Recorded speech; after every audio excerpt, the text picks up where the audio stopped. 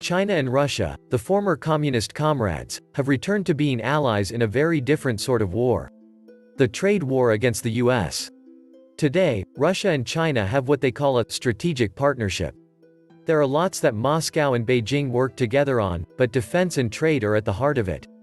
In exchange for Russia's valuable resources, China has been providing its neighbor with advanced machinery and technology, including the tools to develop a 5G network. Welcome back to the Atlantis Report. You are here for your daily dose of the truth, the whole truth, and nothing but the truth. Please take a second to hit the like button, hit the subscribe button, and don't forget to also hit the notification bell. Thank you. China, Mongolia, Uzbekistan, and Russia were once strong allies in the Cold War. Now, rapid transformation is happening in these countries, some of whom are still struggling to emerge from their communist past. How will the Belt and Road Initiative impact Mongolia and integrate it into China's master plan for the 21st century? How will the STAN countries go from landlocked to land-linked countries? What is the nature of the new strategic partnership between Russia and China? Despite the Russian and Chinese governments had a long war in history. Today, they recognize that success comes as from cooperation and understanding the differences and figuring out a win-win situation for both. Russia and China, two of the world's largest superpowers, are drawing closer together. Through joint military exercises, mega infrastructure projects, and a united front against American protectionism. Amid escalating tensions between China and the US over the trade war, Moscow and Beijing have strengthened their relations with a strategic partnership. The Belt and Road Initiative linking China and Russia has sparked celebrations and concerns. China, which has a population 10 times that of Russia's, has also invested billions of dollars in the Belt and Road infrastructure projects across the country. Russian and Chinese companies pooled together over $100 million to set up the Russia-China Business Park in St. Petersburg. It's 10-hectare large, the size of 20 football fields. Russia-China Business Park's efforts to promote trade and commerce between the two countries were driven almost entirely by the private sector. Now, the governments of both countries are also looking to ramp up such initiatives. And that has raised eyebrows around the world. Amid escalating tensions between China and the United States over unresolved trade disputes, Presidents Xi and Putin closed ranks to denounce what they called the hegemonic dominance of the international system. Why has Russia taken China's side in the trade war? In recent months, Moscow's support for Beijing has certainly gone beyond just rhetoric. When China was forced to look for alternative sources of meat when its trade talks with the US fell through, Russia was quick to help fill in the gap. The Cherkizovo Group was one of the first food companies in Russia to start exporting meat to China. It's seeking to capitalize on both the trade war, as well as the recent swine fever outbreak in China, which greatly affected China's meat supply. When the US and its allies closed its doors to Huawei over allegations of espionage, Russia welcomed the company with open arms. Just recently, the Chinese tech giant joined forces with the Russians to develop a 5G network in the country. Huawei was a casualty of the ongoing trade dispute between China and the US. By welcoming Huawei to collaborate with a Russian firm MTC. While the Russians do not appear to be concerned about issues surrounding artificial intelligence and high-tech partnerships, I wonder if their commitment to these partnerships will be affected by changing global political winds. If the US eventually softens its approach on China, will this have an impact on the current collaborations between Russia and China? The reality is China views Russia as much more than a trading partner. Russia's strategic location makes it a vital bridge for China to connect both the Arctic and Eurasia with the broader New Silk Road. Moscow was slapped with tough sanctions by the US and its allies following its annexation of Crimea. At a time when countries were closing their doors to Russia, China chose to buck the trend. It helped soften the impact of the sanctions on Russia's population by pumping billions of dollars into its neighbor. America and Europe were unimpressed. In return, Russia granted Chinese access to its prized energy sector. The Chinese and the Russians are now in the business of distributing power, but not in the political sense. Shipping and energy companies from both sides are now involved in a mega collaboration to extract and export liquefied natural gas from Russia's Arctic region. Most of this liquefied natural gas, or LNG, comes from Russia's Yamal Peninsula, which holds 1/5 of the country's natural resources. Through several state-run enterprises, China currently owns a 30% stake in this LNG plant, which is capable of producing 57 million tons of natural gas a year. It's just one of several projects China has embarked on in the Arctic. In the past few years, it has invested heavily in expeditions, research centers and icebreakers as part of a grand strategy to develop a polar Silk Road. Beijing's desire drives these plans to dominate the Northern Sea Route, a maritime corridor which has recently become more accessible due to climate change. Although the route flows along Russia's Arctic coast, Moscow has encouraged China's ambitions. Why does Russia support China's plans to create an Arctic Silk Road? The Northern Sea Route is a disputed area. Will this affect China's Polar Silk Road plans?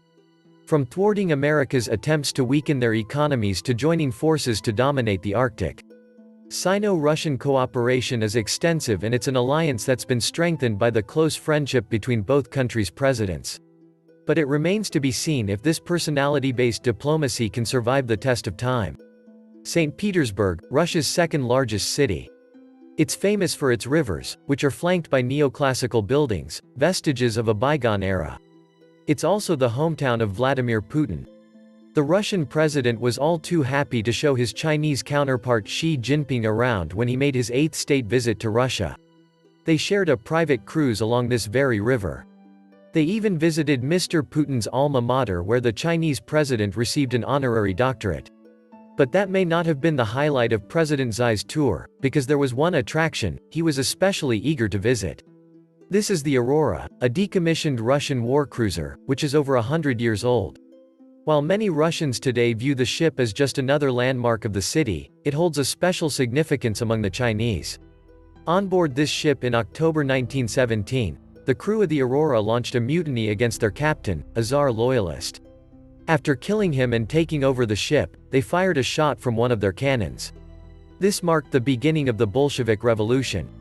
Some Chinese still today celebrate this event for bringing communism to China. What's the significance of Presidents Xi and Putin visiting the ship? Why is this ship so crucial to the Chinese? But China's interests in Russian military vessels is not confined to just history. In recent years, Moscow has been equipping Beijing with its most advanced weapons and military vehicles. They also hold regular joint military exercises, on a massive scale. The biggest of which was the 2018 Vostok War Games held across Siberia and Russia's the Far East. With nearly 300,000 troops as well as thousands of aircraft, ships, and tanks, it was the most significant military drill since the Cold War. These recent developments underscore a major geopolitical shift.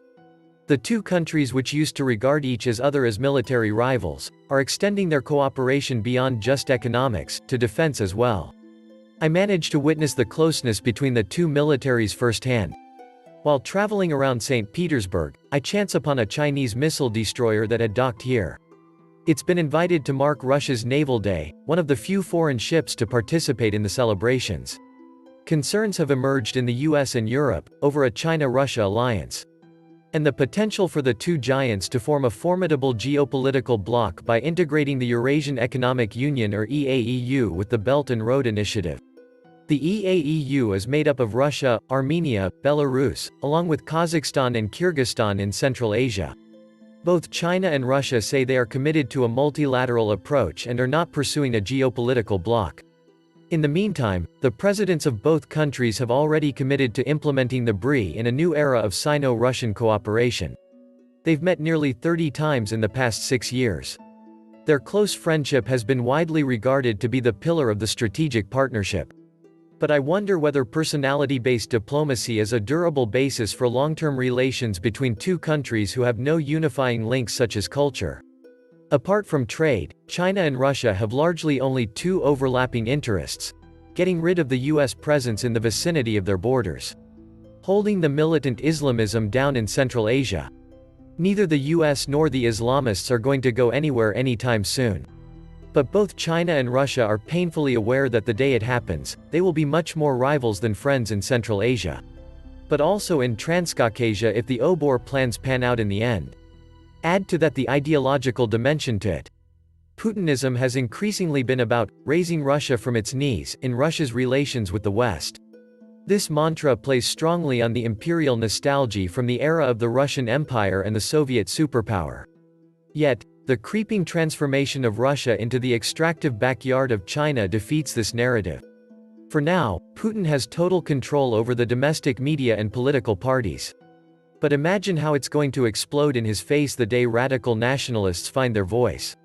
The Chinese are content with the direction where Russia is going with Putin. Number 1. Increasing inclusion of the Russian economy into Chinese logistics as a pool of colonial wares, and possibly an alternative transit route to Europe. Number 2. Slow deindustrialization. This ties Russia's military-industrial complex to China as the supplier of high-tech components. If Russia's rift with the West lasts another decade, it's only a matter of time before the direction of military exports between China and Russia is fully reversed. Number 3. Ossifying of the Russian political landscape under a firm control of the police state, which assures stability and predictability. Number 4. Few key players on the very top who control everything of importance to the Chinese inside Russia. This gives to the Chinese a reliable one-stop shop for negotiating everything and making sure the agreements reached will be honored. If this trend goes ahead, it will weaken Putin's hand in playing the middle between China and the West. He needs to put a break to it from time to time. He also needs to counter the proliferation of Chinese agents of influence inside the state oligarchical clans around him. This is another roadblock on the way to a full-fledged long-term strategic alliance with China. So tell us what you think. Will China and Russia overcome their cultural differences and form a geopolitical bloc that could challenge the US and Europe? Let us know what you think in the comment section below. This was the Atlantis Report. Please like, share, leave me a comment, subscribe. And please take some time to subscribe to my backup channels. I do upload videos there too. You'll find the links in the description box. You will also find a PayPal link if you want to make a donation. Thank you wholeheartedly to all those of you who have already donated. Stay safe and healthy, friends.